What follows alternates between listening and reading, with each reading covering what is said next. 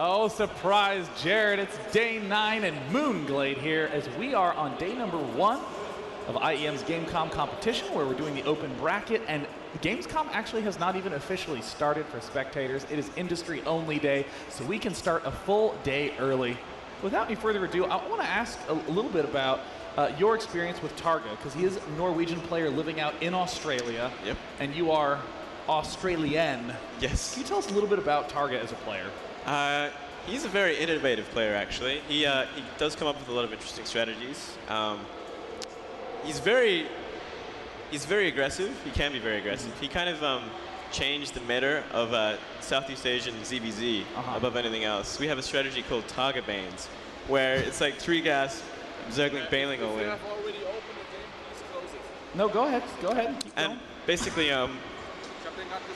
basically, yeah, he's just a really creative player, and he's very strong in macro games too. So it's going to be really interesting to see what he pulls out against MVP. Yeah, I mean, he's managed to do such an incredible run through really good Protoss players thus far. However, I'm curious what you think about him in the Zerg vs. Terran matchup, specifically against MVP. Absolutely. I'm kind of curious myself, as we don't have a lot of Zergs back home, so sorry, a lot of Terrans back home. Yeah, so we don't get to showcase a lot of ZVT. So he can do either way, and he's got a lot of good timing. So it's going to be very exciting to see. Yeah, the one thing I'm really excited about MVP, who's always been a really good player. I think that goes kind of without saying. I mean, MVP almost always does, I think, the most straightforward style of Terran vs. Zerg. He doesn't do a lot of Hellions, a lot of Banshees, a lot of Reapers, or crazy stuff with Marauders. He literally builds Marine tank and just pushes at interesting times with those Marine tanks, especially the sort of tank or the stimless Marine tank pushes, where he relies more on siege mode than anything else. Yeah, and I guess lately he's been suffering from wrist problems, has he not? I've noticed that a lot in his recent games. Yes. Yeah. So it might come into factor in playing, whether it's going to be shorter games or less macro kind of games. We'll have to wait and see. Yeah, I mean, I'm kind of hoping to see a more aggressive MVP, as really Terrans in the last few months have sort of discovered that you really have to be very aggressive against Zergs. You have to be really clever with your aggression timings, because if you don't, Zergs just keep droning. They just make queens and drones, man. I know, that's like your favorite thing to do, Moonglade. That's what I like to do, man. But yeah, Terrans have definitely had to adapt to the style, and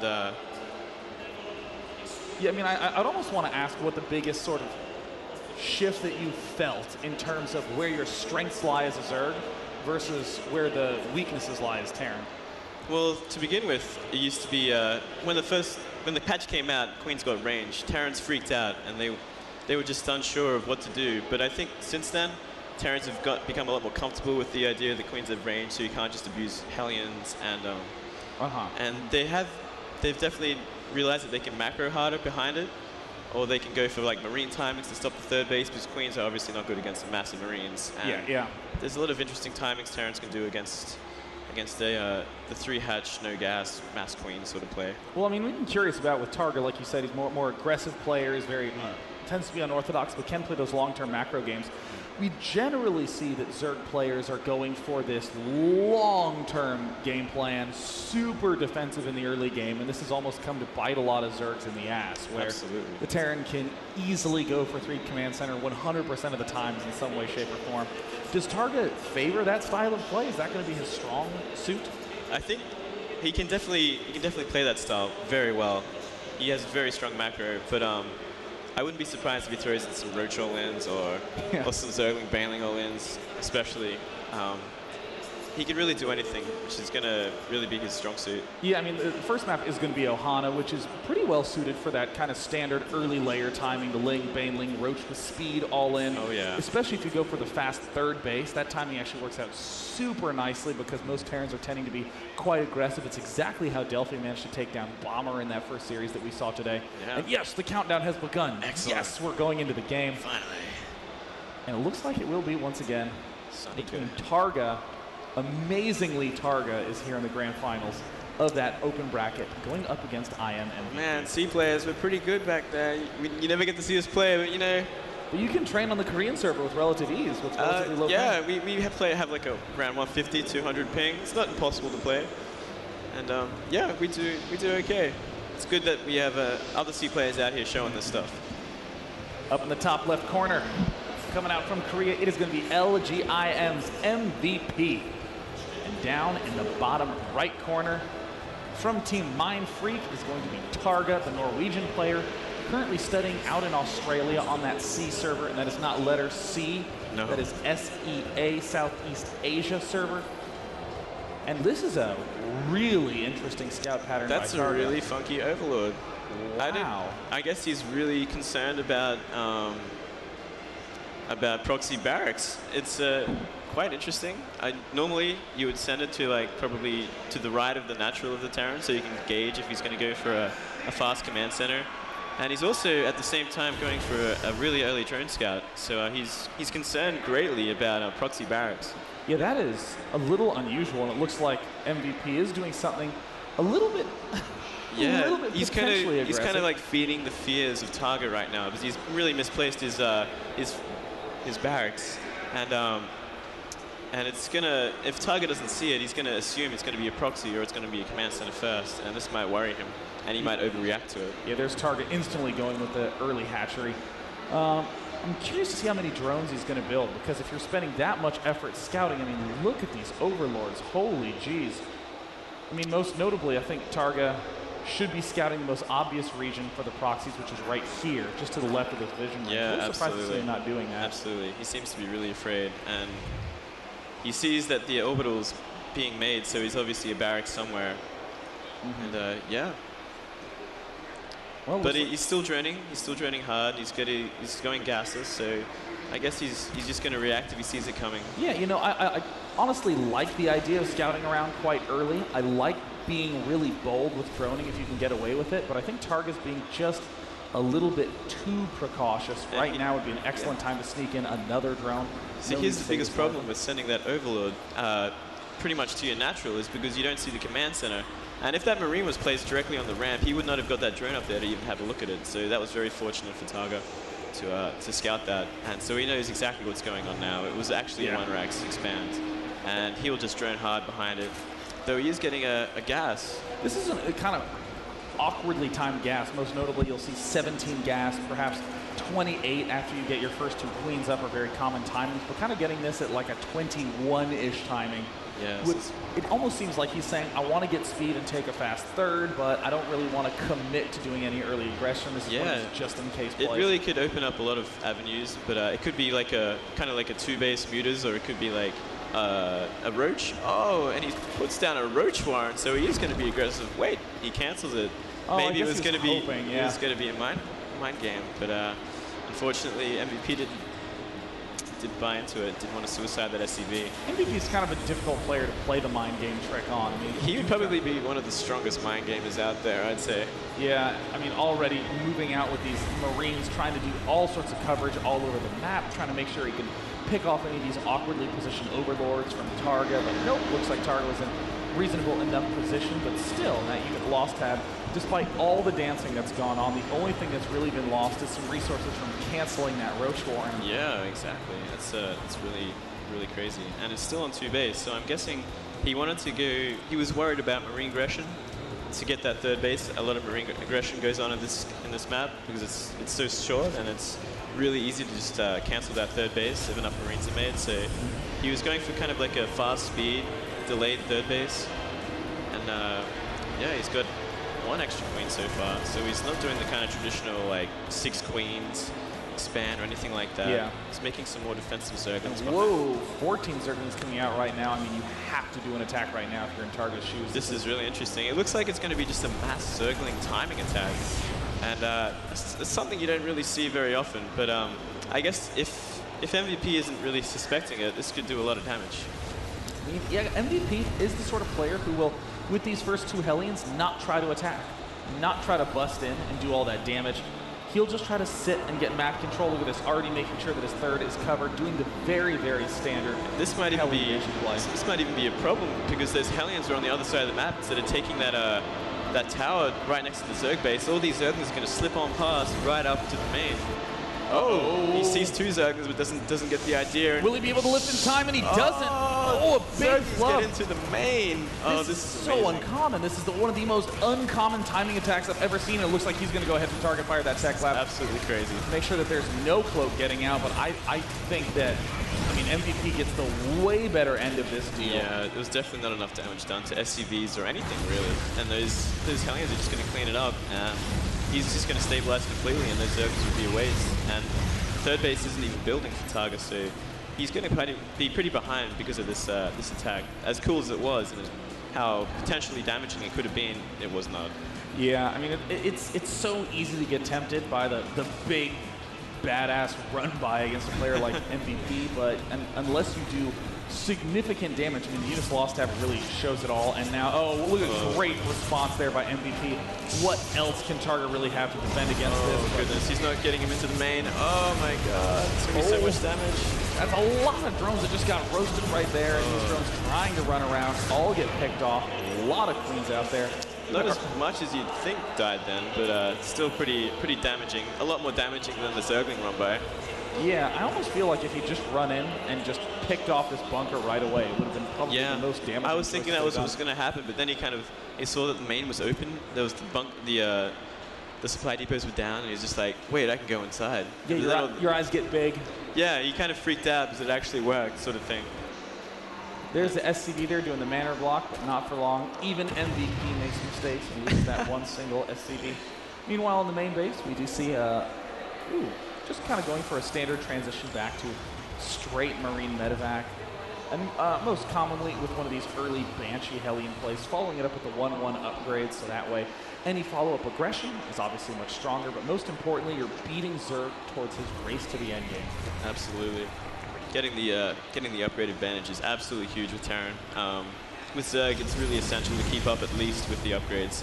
If you're behind like one attack to one armor, your Zerglings just melt so much faster to Marines. It's really Yeah, especially the +1 vehicle weapons is quite an important upgrade in this matchup because then you can kill Zerglings in one shot. Yeah. Zerglings with that armor upgrade can withstand a full shot all on their own. Absolutely. Not when that upgrade pops up. Right now with TargA, just trying to tech up in the sort of standard Zerg way, getting 1-1, getting extra hatches, but weirdly Aspire. I mean, so many Zergs are doing a Ling Infestor thing nowadays. Do you feel like the Ling Infestor must be the only correct decision on a map that's as small as this? We've seen some success with Mutas on this map. Well, the whole idea behind Mutas is you've got to be aggressive with it. So I'm guessing like a map of this size is probably more favorable to a Mutas kind of play. Especially like if you like aggressive styles, Mutas are a good way to play. But he really has to do damage with it. And coming from behind like TargA is right now with a failed aggression and taking a lot of damage, it's going to be even harder to pull it off. I mean, it just seems so difficult to pull off a Muta harass on a map that's this thin from left to right. I mean, your Mutas get zoned out by a bunch of Marines, and then you're instantly it's really something like Mutas are kind of like the tank killers in this sort of situation because there's such a nice cliff there. You kind of really have to like have a great position and just really bum rush all the tanks while your Zerglings and Banelings hit all the Marines. Double Viking play from MVP does manage to gobble up a few Overlords. 3 total get picked off, but most importantly, TargA does not have as much vision coverage. It's got some pretty solid creep spread there, I must say. It's going towards his base, kind of sees all the important parts, so he'd see if the tank's coming rather well. Does have 6 queens out on the map and 4 hatches total, 1 macro hatch up in the main. Mutalisk now popping out. I mean, for all the sort of, I guess, wobbliness we've seen out of TargA at the start of the game, he is recovering quite well. Definitely still has the chance to come back in this. I'm guessing he's going to really favor aggression soon enough. So looks like MVP is kind of taking it to him, clearing some creep and some queens. The Mutas are out though, so he's going to actually claim both Medivacs and Marines. And an incredibly nice pickup for TargA, who's going to have to start unloading in a moment here, but MVP might get a little bit overeager. I mean, this is a potentially big opportunity for TargA to just gobble these units up, but decides to pull back, do the safe play. I actually don't think there's anything wrong with that. It's so easy to, for me as the commentator, to just look at the screen and say, oh, incidentally it'll work, but I think it's always a safe play. Definitely one of the scariest things to like just be running after like some dropships towards the Terran base. You don't know what's going to be stimming and coming at you. It could be an army that's just going to crush everything. So fortunately, TargA runs into a couple Hellions. Any free unit will be helpful at this point in time. And right now, MVP is going to have a really muscular timing push, and he has a clear one coming up in about a minute and a half with that 2-2 push. Oh, yeah. It's so stupidly good. Mutalisks melt to 2-2. And TargA has to start pulling back to something non-Mutalisky if he wants to be able to cope with that push directly. It really appears that TargA is really just going to go for this whole Zergling Muta Bane tactic. Maybe he's going to wait until he can like really get a good position on his army if MVP decides to move out at some point, or is he just going to like try and bulldoze it right now? Probably right now would be the best option before 2-2 happens. Of course, he doesn't know what's going to happen, but he's massing up a great deal of Zergling Banelings, so it looks like it's going to happen. Yeah, I mean, there just must be some sort of reasonable stepping stone. I mean, getting Infestation Pit now, he could completely cut Mutalisk production, get the Pathogen Glands upgrade, and then flood with Zerglings to try to do a kill off. And while that's going on, then he can just go drone Infestor and hope to do some sort of spine Infestor defense while he gets Ultras. But even so, that's such a long timing to try to work with. Long way away. And MVP I think he kind of suspects something's happening, so he's in like a perfect position. Oh, wow, MVP really saw this one coming, but the Zerglings are exploiting the fact that these Marines are so spread out. Some excellent surrounds. Oh, wow. And now the Banelings rolling in. This is actually great Baneling fits. Pretty good exchange here from TargA, especially if he kills off a lot of these workers. It looks like there are the Marines stepping down. The Banelings try to get into a good spot, don't quite manage to do it. 54 Zerglings on the way. And it looks like in all that exchanging, only 9 more workers have been killed off. Oh dear. And 2-2 is finished. 2-2 finished during that fight, so it was really favored position upgrades. Everything kind of went in MVP's favor. So it was not a good timing by TargA. And yeah, of course, the damage he took early really put him behind for that kind of timing, and it was unfortunate. And it's going to be harder, even harder now, because his 3-3 is going to be so much behind MVP's, and MVP is going to have like a great timing for a 3-3 sort of push. Yeah, I mean, do you think that you're Moonglade? I'm Moonglade. Let me ask you, Moonglade, do you think MVP should be moving out before 3-3? I mean, he'll certainly be maxed before then. I think he's got time. I think he can wait a little while longer, especially because he just wiped out like a massive army of Zerg, and his upgrades are ahead. He hasn't got a 4th base finished yet, so he might want to wait until that's finished, float it over while he does aggression. It looks like he's already beginning his kind of like drops to kind of put the Zerg out of position, which is really important if you want to push out. Yeah. You really got to like draw them away from like the ultimate kind of like sandwich or anything like that. And as you can see, like the massive army is just sitting right at the front. And this medevac drop is going to do gigantic damage. And right at the same time, MVP moves out. This is the perfect timing and the perfect angle by MVP. Oh, this is not a good position. And yeah, this is kind of expected. Like as a Zerg player, when you see like a drop randomly during the game happen, it's probably they're going to push out at the same time. So you really have to be on your guard. Immediately, TargA gets off a pretty nice transfuse, but he's in a lot of trouble as the Zerglings start to come back. And this is always the telltale sign that it is a good time to be pushing as the Terran. You see all the Zerglings pulling back. That means the center is completely free for your tanks to move across. Just killing all the creep he can while he has the time. And yeah, his 4th just finished. He's flying into his 4th base while these drops are continually taking TargA's time up. So he's going to have that 4th base just landed planetary making in a great position with all these Marine tanks and Thors, clearing creep as he goes. This is looking absolutely great for MVP, and 3-3 is almost finished, so, and that's just a disgusting upgrade. It just makes it so incredibly hard for Zergs, that especially behind an upgrades to really fight that. TargA still has a lot of gas in the bank, has not gotten any sort of 3-3 upgrades, is pulling back, and now immediately goes for the counterattack while the completely free, wide open expansion. The center right expansion is actually still quite vulnerable, so Zergling's trying to do some counterattacking up to 3rd base, successfully get off some SCVs, but I mean, MVP's really stepping into action, just darting down to that bottom left side. He's taking advantage of this and just going straight to the 3rd base. He's probably going to, oh, his tanks are kind of out of position though. If TargA takes advantage of this, could be good.